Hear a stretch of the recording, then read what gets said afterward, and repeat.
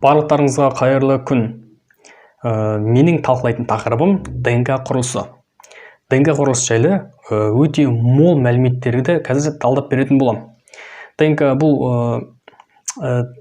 ядролардың ішінде, яғни тірі табиғаттың ішінде ядролар үшін маңызды құрылым. Келесі слайдтың бетіне ауысатын болсақ, дезоксирибонуклеин қышқылы. ДНК деген атаудың ұзартылған атауы бізде дезоксирибонуклеин қышқылы. ДНК бұл тірі организмдегі тұқым қуалайтын ақпараттарды сақтай отырып, оны келесі ұрпақтарға жеткізетін күрделі құрылысты молекула.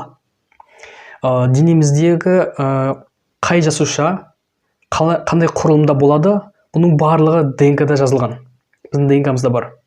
Ал ДНК бұл әрбір жасушада бар. Солай естеуге болады. Енді ДНК-ның құрылымына аздап назар аударатын болсақ, мінекей ДНК-ның бір бөлігі бізде 3-4 нанометр.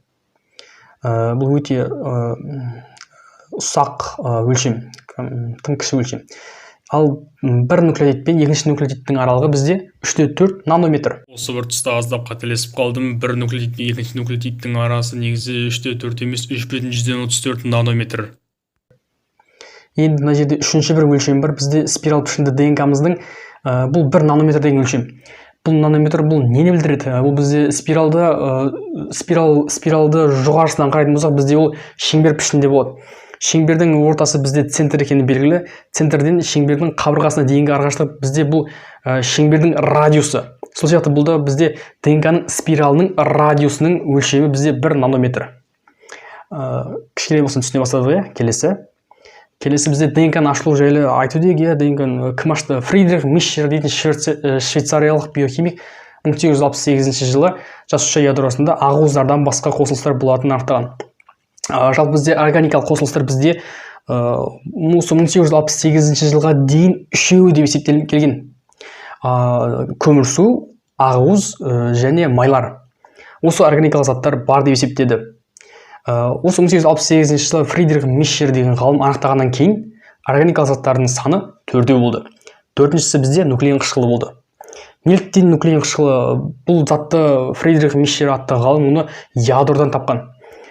Ядро бұл бізде латынша атауы нуклеус. Ол ойланды. Мен жаңа бір органикалық қосылыс таптым. Ол қай жерден таптым оны? Оны ядродан таптым. Ал ядроның атауы бізде нуклеус. Ядроның ішіндегі органикалық зат, яғни нуклеин қышқылы деп атады. Келесі бізде Чаргав ережесі.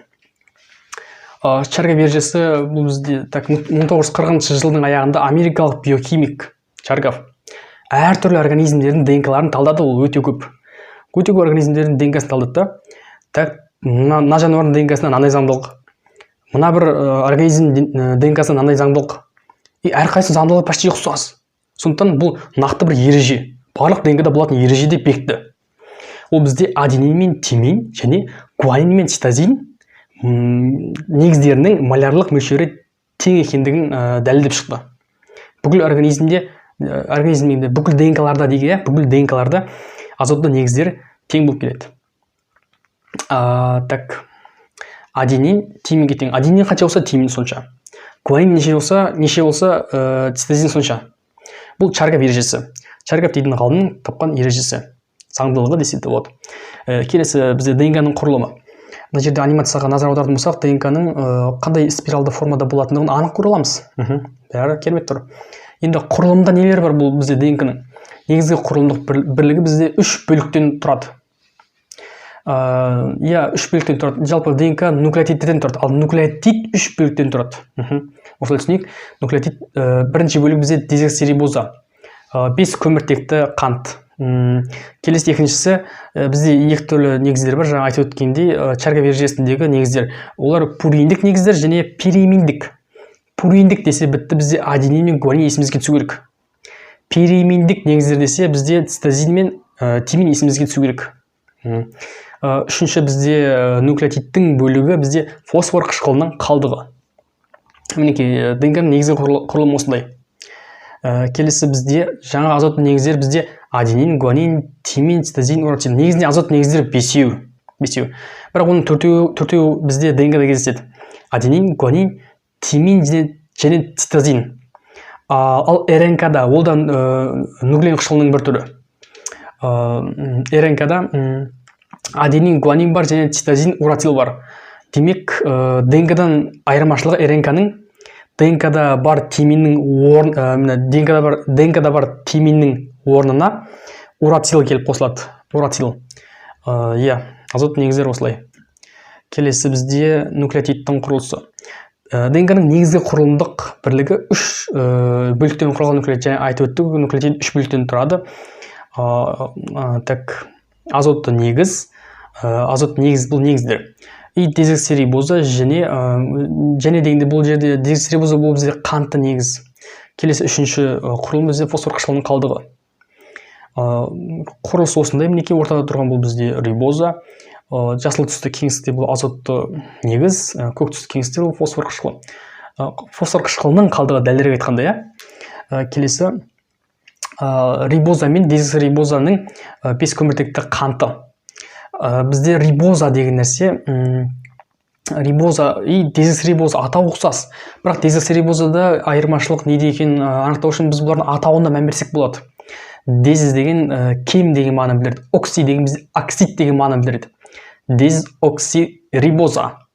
Бір оксид кем, рибоза деген мағына ғой.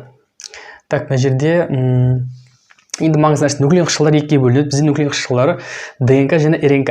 ДНК бұл дезоксирибонуклеин қышқылы, РНК бұл рибонуклеин қышқылы. Жалпы нуклеин қышқылдарының мономерлері не деген кезде бізде нуклеотидтер деген сөз есімізге түсу керек. Бізде мономер нуклеотидтер.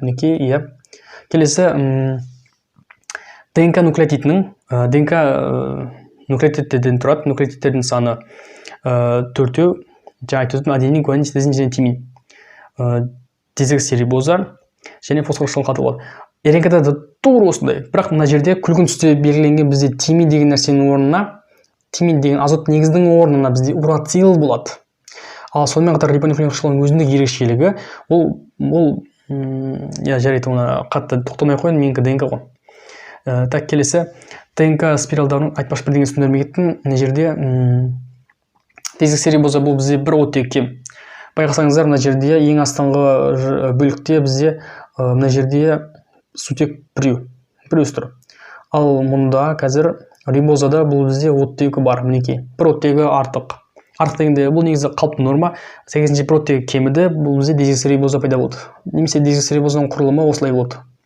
Бір оттегі кем, дезокси. Бір кем оттегі рибозасы.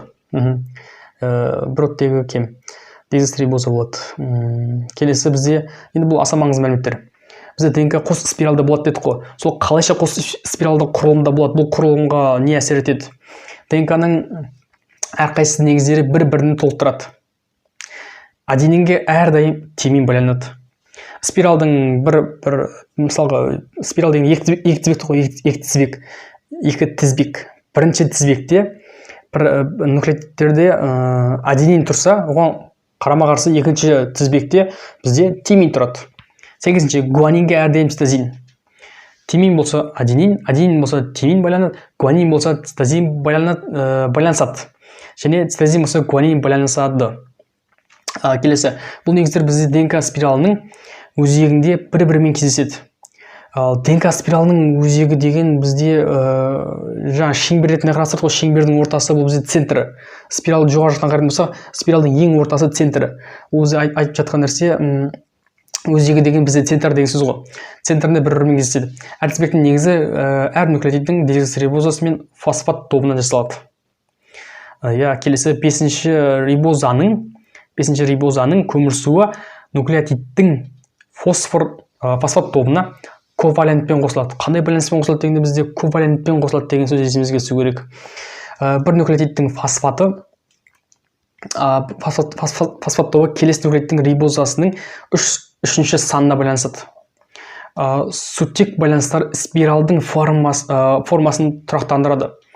Бізде сұрақ болса, қалайша ол біраз байланыс болды, бірақ неліктен ол спиралды болып жатыр? Демек, сутектік байланыс бар. Сутектік байланыс арқылы бұл спиралды құрылымға ие болып жатыр. Нақтылап қорытындылай келетін болсақ, ДНК бұл негізінде ақуыздарды қалыптастыру үшін жасушаларда қолданылатын молекулалық код. нағыз код, керемет код. Ақуыздардың бірнеше түрі бар, көп түрі бар ғой жалпы. Сол әрбір түрінің қандай қызмет атқаратындығын бәрін анықтап береді. Қандай құрылымда болатындығын барлығы кішкене бір құрылым ДНК-да кодталып тұр. Сол код бойынша барлық нәрсе өңделеді. ДНК организмге арналған генетикалық жоспар болып саналады, өйткені ДНК бар организмдегі әрбір ұяшық, яғни ұяшық деген бұл жасуша ғой, ағзаның өсіп жетілуіне, қалпына келуіне және көбеюіне мүмкіндік беретін осы нұсқауларға ие. Бүкіл нұсқаулық, бүкіл критерий, қалай айтса болады, бүкіл информацияның барлығы ДНК-да жасырылып жатыр. ДНК-да сақталған. ДНК сақтаушы, РНК ол ақпаратты жеткізуші. Бар осы, жалпы қатты қиын емес, ДНК аса қатты көп қиын мәліметтер жоқ. Бәрі түсінікті деген ойдамын, назарларыңызға рахмет.